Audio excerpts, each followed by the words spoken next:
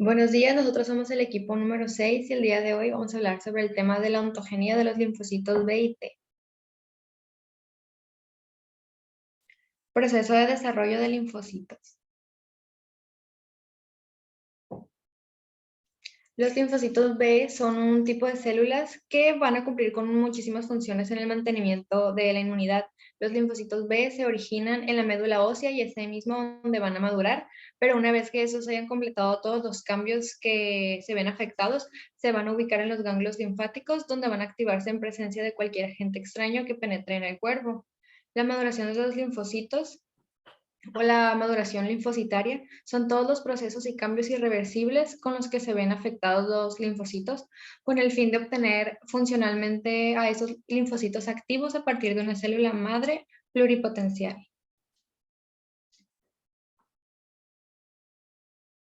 El desarrollo del linfocitario. Los linfocitos T y B se originan en la médula ósea a partir de un progenitor linfoide común.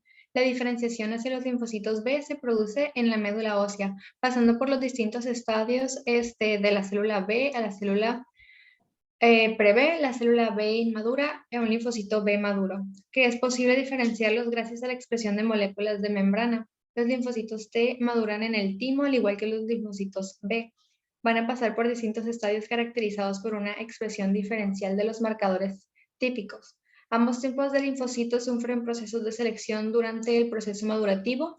Van a ser eliminados por apoptosis o dejados sin respuesta anérgicos a los linfocitos autorrelativos.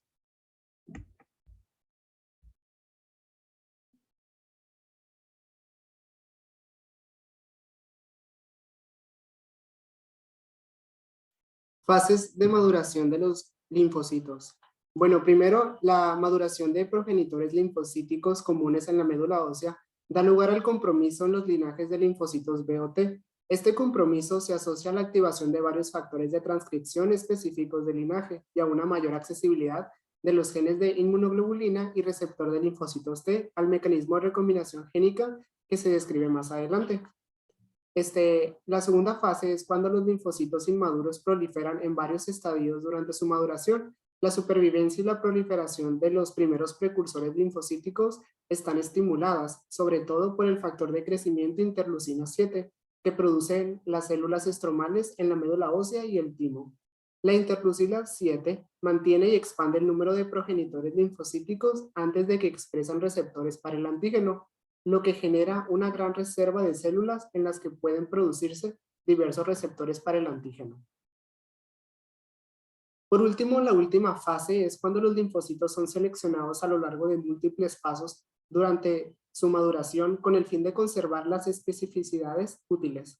La selección se basa en la expresión de componentes intactos del receptor para el antígeno y lo que reconocen. Como se expone más adelante, muchos intentos de generar receptores para el antígeno fracasan debido a errores durante el proceso de recombinación génica.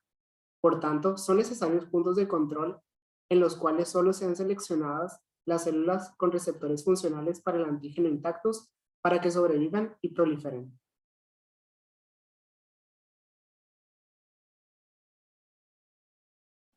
Ahora yo les voy a hablar acerca del proceso de selección de los linfocitos.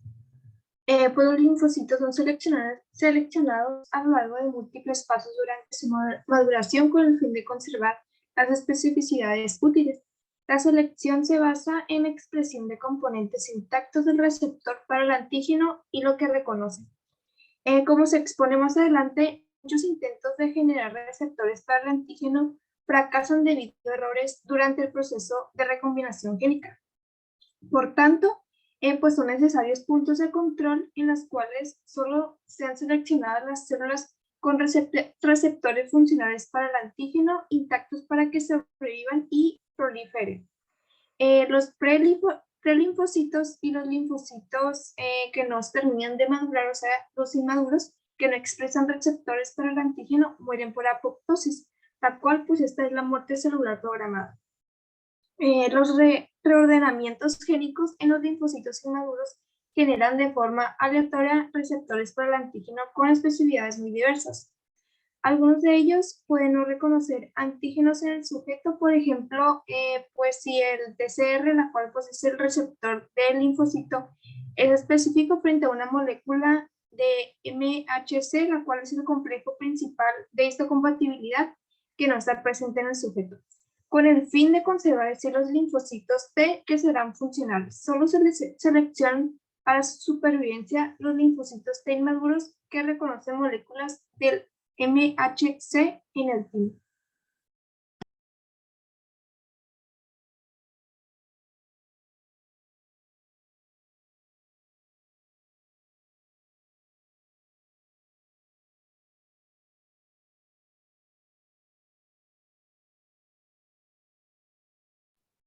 A este proceso se le conoce como selección positiva.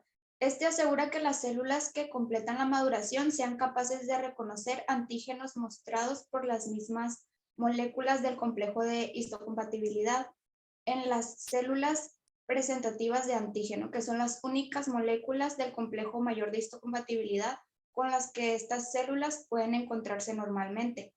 Por lo tanto, es necesario otro proceso de selección que elimine estos linfocitos, que son en potencia peligrosos e impida el desarrollo de respuestas autoinmunitarias.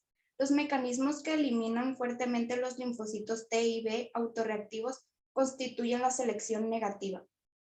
Los procesos de maduración y selección de los linfocitos B y T comparten algunas características importantes, pero también difieren en muchos otros aspectos.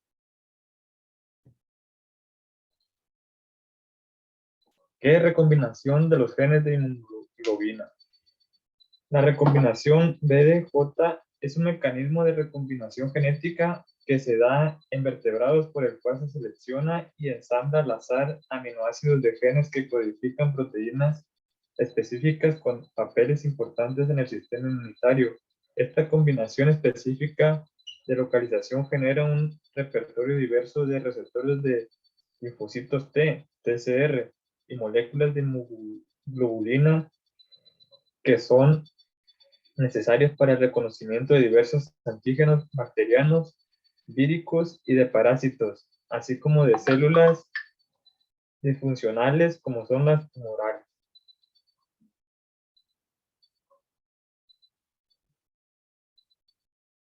Recombinación de los genes de inmunoglobina. En los linfocitos B en desarrollo, el primer evento de recombinación tiene lugar entre un gen de segmento D y otro de segmento J del locus de la cadena pesada. Se elimina el fragmento de ADN entre los segmentos seleccionados. Tras esta recombinación DJ, se reduce la unión con el gen B a partir de una región corriente arriba del recientemente formado complejo DJ para dar lugar a un gen BDJ reorganizado. En este momento también se elimina del genoma de la célula cualquier otro gen que estuviera comprendido entre los segmentos B y D.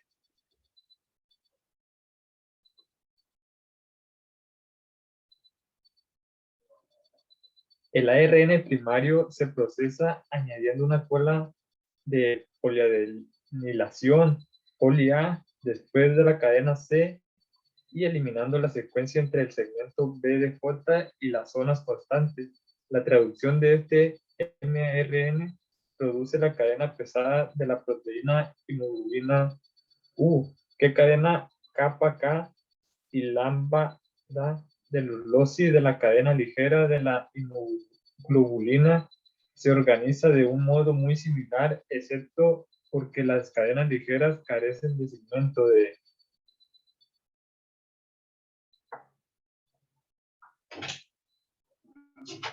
En otras palabras, el primer paso de la recombinación a las cadenas ligeras implica la de la cadena B y J para dar lugar a un complejo BJ, seguido de la adición de la cadena constante durante la transcripción primaria, la traducción de mRNA procesado de las cadenas kappa o lambda de la formación de una proteína de cadena ligera, inmunoglobina K o inmunoglobina A, de ensamblaje de la cadena pesada, inmunoglobina U, y una de las cadenas ligeras da la producción de la forma unida a membrana de la inmunoglobina M que se expresa de la superficie de linfocitos B inmaduros una vez se ha redondeado cromosomas, lo que se conoce como exclusión alélica por parte. Cuando se reordena una cadena ligera, también se inhibe el reordenamiento de otro isótopo de cadena ligera, de forma que solo produzca uno, lo que se conoce como exclusión isotópica de cadenas ligeras.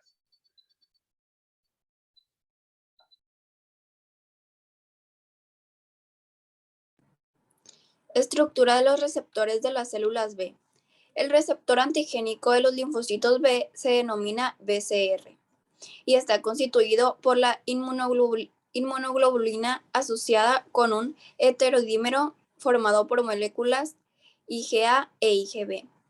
La inmunoglobulina que forma parte del BCR no es otra cosa más que una molécula de anticuerpo anclada a la membrana, mientras que esta molécula es la responsable del reconocimiento antigénico.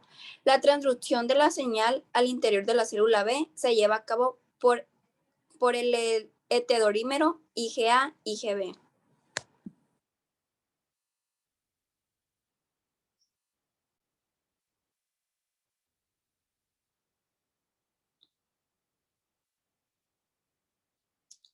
El BCR está constituido por una inmunoglobulina de superficie y el heterodímero IgA e IgB. La Ig está constituida por dos cadenas pesadas, idénticas entre sí, asociadas por puentes disulfuro, y dos cadenas livianas, idénticas entre sí, asociadas por las cadenas pesadas por puentes disulfuro. Comparando un gran número de Ig, se observó que la porción aminoterminal de ambas cadenas es variable y está involucrada en el reconocimiento del antígeno. Por el contrario, la porción carboxiterminal de ambas cadenas es relativamente constante. En la figura se observan las cadenas pesadas en color verde, las cadenas ligeras en color amarillo y los dominios variables rayados.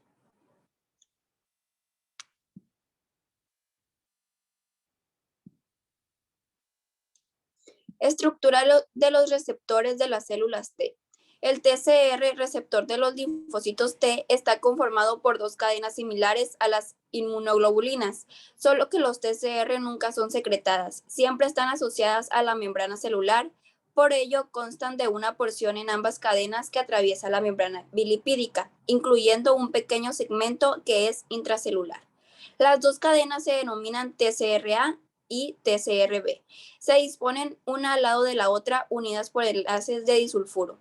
Ciertas moléculas de la superficie de las células T estabilizan tanto a las interacciones mediadas por la TCR, así como la comunicación intracelular, entre ellas CD3, CD4 y CD8.